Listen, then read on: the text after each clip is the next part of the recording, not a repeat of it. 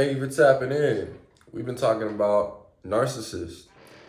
I'm just gonna summarize pretty much everything we talked about for this video. It's gonna be real quick and short. But anyway, I went over how to spot and when dealing with a malignant, an antagonistic, a grandiose, and a covert narcissist, and just little bits of what that would look like. So just a reminder of the tactics that narcissists like to use. They like to gaslight you. They like to manipulate you. They like to play victim. It's pretty much just anywhere that they can get leverage, that they can pull a lever, they're going to go there and they're going to pull a lever. You know what I'm saying?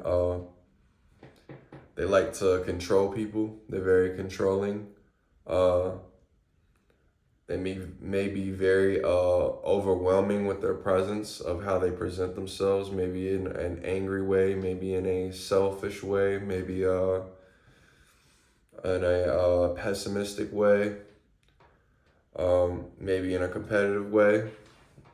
So narcissists are just that. They are people that are weak, so they are people that are not happy with themselves. They are not happy with their lives. They are not happy with who they are. They do not love themselves. They do not believe that they are interesting enough to invest in.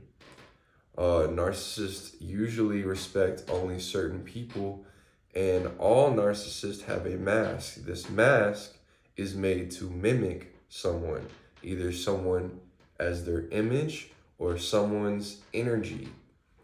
Narcissists are still themselves in the in-betweens, but they choose not to invest in that once again. They're always going to have personality traits that show who they truly are, but they are going to invest in the things that they think are going to make them look better to everyone else.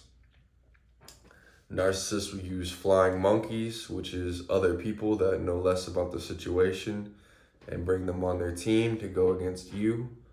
Narcissists, of course, will lie, like I said, manipulate.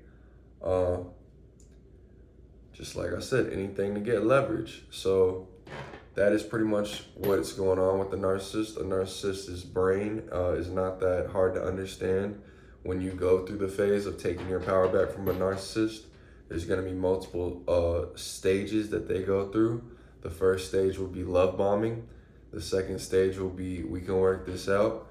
The third stage will be explosive meltdowns, whatever they may end up doing to react to that.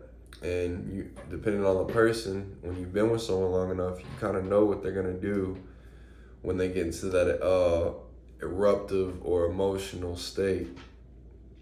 So anyway, narcissists are weak. They need other people to feel better about themselves. They don't believe in loyalty. They don't think it's real. They don't think it's they understand the idea. They don't think it's a real concept. They don't think it's used. If you are a narcissist and you're worried about being a narcissist, you're probably not one. Because most narcissists do not care or refuse to see any flaws within themselves.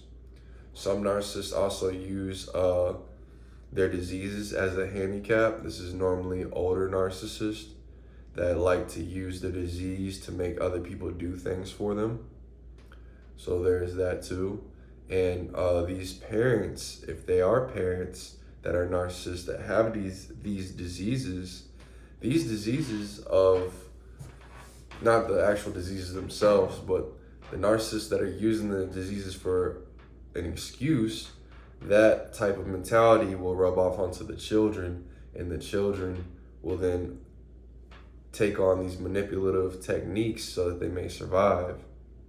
And that is how that works. It is all love, people.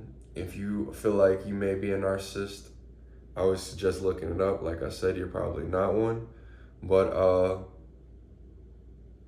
if you do feel like you are, there's always things you can do to change your life and be better. It's one step at a time, one day at a time. You're not going to change overnight. So you have to just make sure that you stay steady on it. It is all love, everybody. we have now completed Narcissist. I'm happy we are done. We can move on to something new and fresh. Thank you for tapping in as always, and thank you for checking me out. You already know.